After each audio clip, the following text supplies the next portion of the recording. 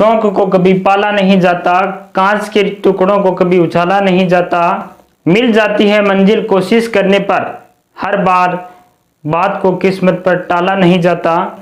Friends, आज हम बात करेंगे उदाहरण नंबर 9 पर। देखते हैं उदाहरण नंबर 9 क्या है। सिद्ध कीजिए कि √3 एक अपरिमेय संख्या है। क्या सिद्ध करना? √3 एक अपरिमेय संख्या है। फ्रेंड्स, हमने इससे पहले वाले वीडियो के अंदर बात की थी √2 एक परिमेय संख्या अपरिमेय संख्या है। उसकी जगह हमें केवल 2 की जगह 3 करना है। अगर हमें 5 सिद्ध करना है तो उसकी जगह क्या कर देंगे? 5 कर देंगे। करते हैं हल। अगर हमें इसको अपरिमेय सिद्ध करना है तो सबसे पहले परिमेय मान के चलेंगे। माना √3 एक परिमेय संख्या है। कौन सी संख्या भाई? परिमेय संख्या है। अरे भाई, अगर परिमेय संख्या है तो इसके बराबर में क्या लगा सकते हैं हम? a/b के बराबर में क्या लिख सकते हैं इनकी? a/b। √3 बराबर क्या लिख देंगे? a/b।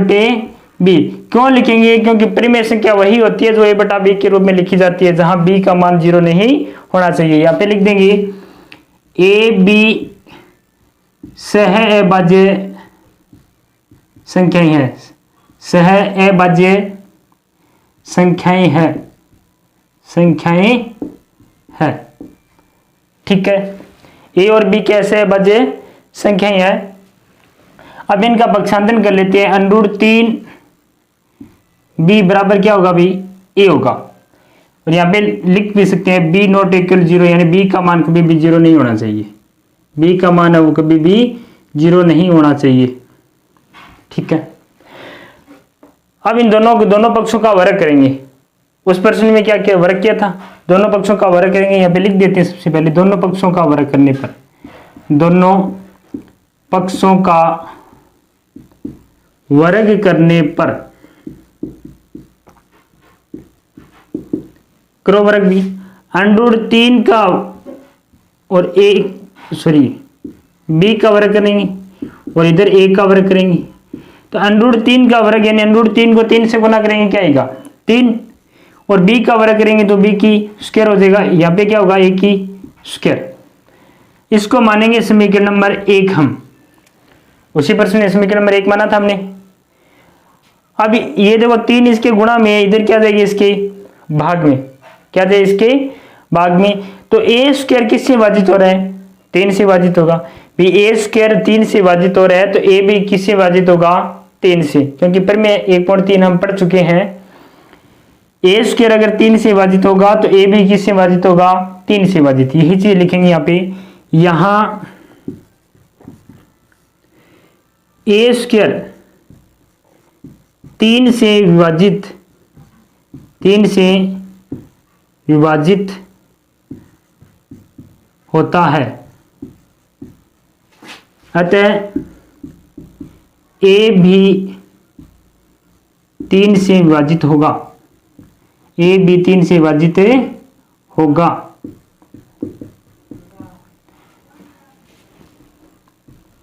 ठीक है, इतना समझ में आ गया। अगर a² में 3 का भाग जा रहा है तो a में भी 3 का भाग जाएगा। अब पिछले प्रश्न में मैंने आपको क्या बताया था कि जिसको हम विभाजित करें उसके बराबर हमें c के रूप में पूर्णांक मानना है। अगर यहाँ पर 2 है तो 2c मान लेंगे, 3 है तो 3c मान लेंगे। मानेंगे किसके बराबर?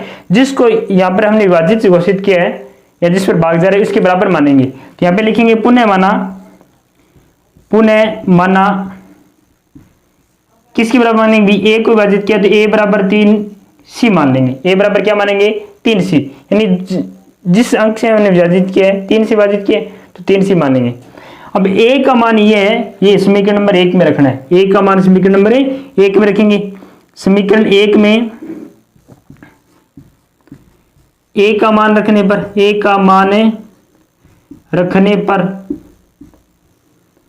रखो भी 3b² की जगह 3b² आ जाएगा। हमें तो केवल a की जगह मान रखना है, तो a की जगह क्या लिख देंगे? यहाँ पे 3c और ऊपर क्या स्क्वायर लगा हुआ, तो इसके ऊपर भी क्या लगा देंगे भाई? स्क्वायर कर देंगे। तो ये क्या आ गया अभी? 3b² बराबर 9c² और 3 के इधर भाग जाएगा तो क्या आ जाएगा भाई?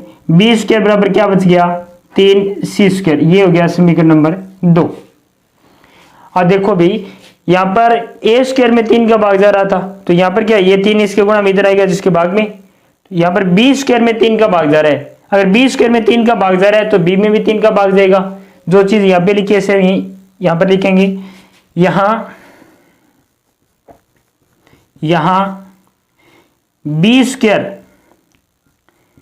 3 से विभाजित होता है, विभाजित होता है, ठीक है। अतः बी भी 3 से विभाजित होगा, 3 से विभाजित होगा, ठीक है सर। यहां तक समझ में आ गया। अब क्या करें, देखो यहां पर हमने क्या माना था, ए और बी को सहभाज्य संख्या मानी थी। सहभाज्य संख्या वो होती है जिसके अंदर जिसका अच्छे निकाले तो हमेशा एक आता है। तो यहां पर हमने क्या सिद्ध किया है कि ए में 3 का भाग जा रहा है और यहां पर बी में भी 3 का भाग जा रहा है, तो बी ये तो भाज्य संख्या हो गई। यह भाज्य संख्या वो होती है जिसमें एक स्वयं के अलावा किसी का भाग न जाए या उनमें कोई उभयनिष्ठ गुणनखंड न हो एक के अलावा। अच्छी अब एक आएगा तो उन्हें कोई उभयनिष्ठ गुणनखंड नहीं होता। यहाँ पर क्या 3 का भाग जा रहा है, यहाँ पर भी 3 का भाग जा रहा है, यानी ए और बी दोनों में 3 का भाग जा रहा है, तो 3 उभयनिष्ठ गुणनखंड है दोनों में।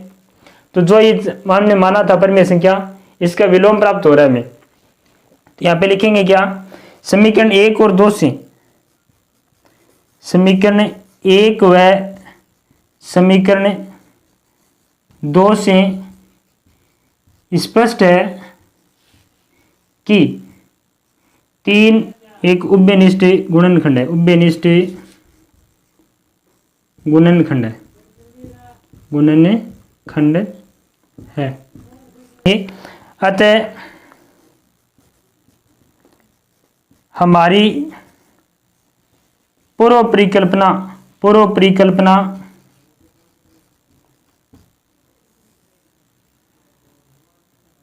√3 एक परिमेय संख्या है, √3 एक परिमेय संख्या है जो कि गलत है, जो कि गलत है। ये भाज्य संख्या यहाँ की हमने माना क्या था, अभाज्य संख्या। तो हमारी पूर्व परिकल्पना क्या थी, परिमेय संख्या मानी थी। तो ये क्या होगी हमारी √3 एक परिमेय संख्या जो कि गलत है। अतः सिद्ध होता है कि √3 क्या एक अपरिमेय संख्या है। अतः सिद्ध होता है कि √3 एक अपरिमेय संख्या है, अपरिमेय संख्या है। भी अगर ये परिमेय संख्या नहीं है तो क्या होगी, अपरिमेय संख्या होगी। तो मुझे उम्मीद है कि आप प्रश्न आपको समझ में आया होगा।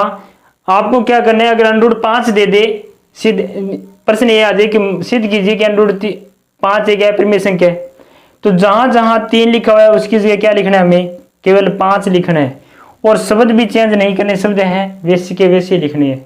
केवल 3 लिखा हुआ है वहां पर 5 करना है और प्रश्न इसी प्रकार करेंगे। सेम थ्योरी रखनी है हमें। अब हम नेक्स्ट उदाहरण पर चर्चा करते हैं। उदाहरण नंबर 10 है, दर्शाइए कि 5 - √3 एक अपरिमेय संख्या है।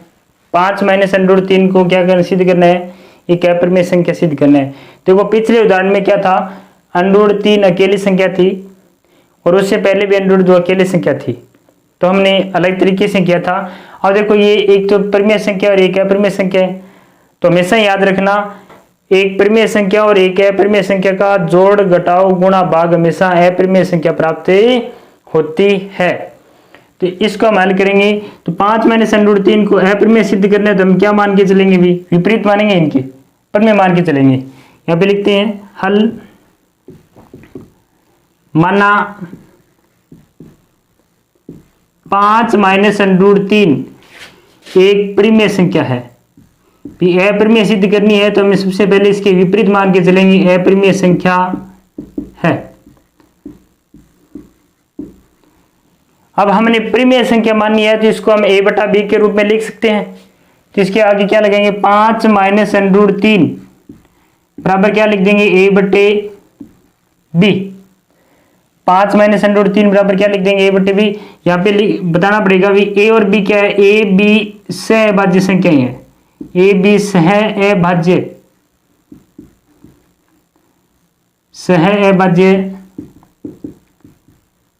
संख्याएं है जहां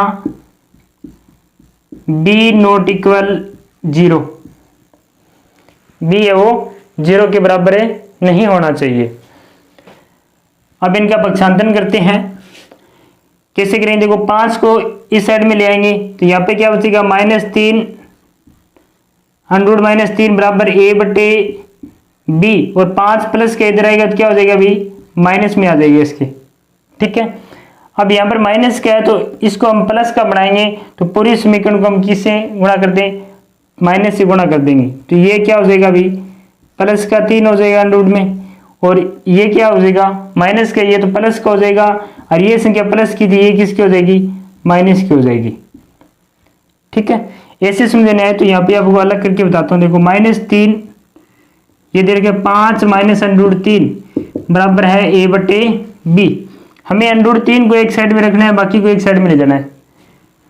तो √3 को इस साइड में ले जाते हैं, a बटा b को इधर ले आओ। तो √3 को इधर ले जाएंगे तो ये माइनस का है, इधर क्या हो जाएगा अभी प्लस का, और a बटा b प्लस का इधर आएगा क्या हो जाएगा माइनस का, तो 5 माइनस a बटे b। तो यही यहाँ पर बनाया, देखो √3 बराबर 5 माइनस a बटा b, √3 बराबर 5 माइनस a बटा b। ठीक है, अब इसमें लिखेंगे 5 क्या एक पूर्णांक संख्या है, और a बटा b भी हमने क्या मानी है? सहभाज्य संख्या, जो क्या होती है पूर्णांक संख्या तो होती है। अब 5 और a और b ये तीनों अगर पूर्णांक है तो पूर्णांक संख्या हमेशा परिमेय संख्या होती है। पूर्णांक संख्या हमेशा क्या होती है? परिमेय संख्या। चाहे उनके योग करो, घटाव करो, गुणा करो या भाग करो, पूर्णांक संख्या हमेशा परिमेय संख्या होती है। तो समीकरण 1 में 5 a व b पूर्णांक संख्याएं हैं, पूर्णांक संख्याएं हैं।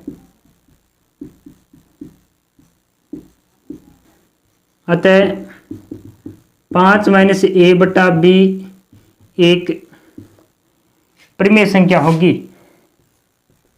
एक परिमेय संख्या होगी। b अगर तीनों पूर्णांक संख्या है तो 5 माइनस a बटा b एक क्या होगी? परिमेय संख्या होगी। अगर ये परिमेय संख्या है तो √3 भी क्या होगी? भी एक परिमेय संख्या होगी। क्यों? इन दोनों का मान क्या है? बराबर दे रखा है। अरे भाई 5 माइनस a बटा b अगर परिमेय संख्या है तो इन दोनों का मान बराबर है, तो √3 भी क्या होगी? एक परिमेय संख्या होगी। परंतु हम जानते हैं कि √3 क्या है? एक है अपरिमेय संख्या। तो पहले यहाँ पे लिखेंगे एक परिमेय संख्या है, अतः √3 भी एक परिमेय संख्या होगी, एक परिमेय संख्या होगी। ये 1 नंबर समीकरण से ये सिद्ध हो रहा है। परंतु हम जानते हैं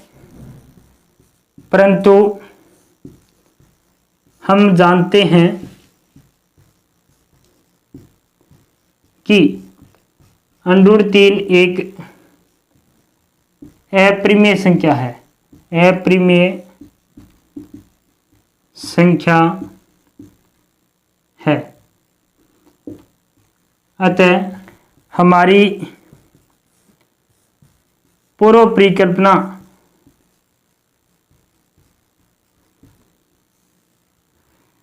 कि 5 माइनस √3 एक परिमेय संख्या है, परिमेय संख्या है, जो कि गलत है, जो कि गलत है।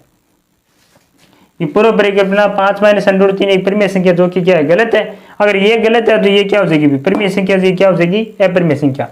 अतः सिद्ध होता है कि 5 माइनस √3 एक अपरिमेय संख्या होगी, एक अपरिमेय संख्या होगी। 5 माइनस √3 क्या होगी? एक अपरिमेय संख्या होगी। तो मुझे उम्मीद है कि ये प्रश्न आपको समझ में आया होगा।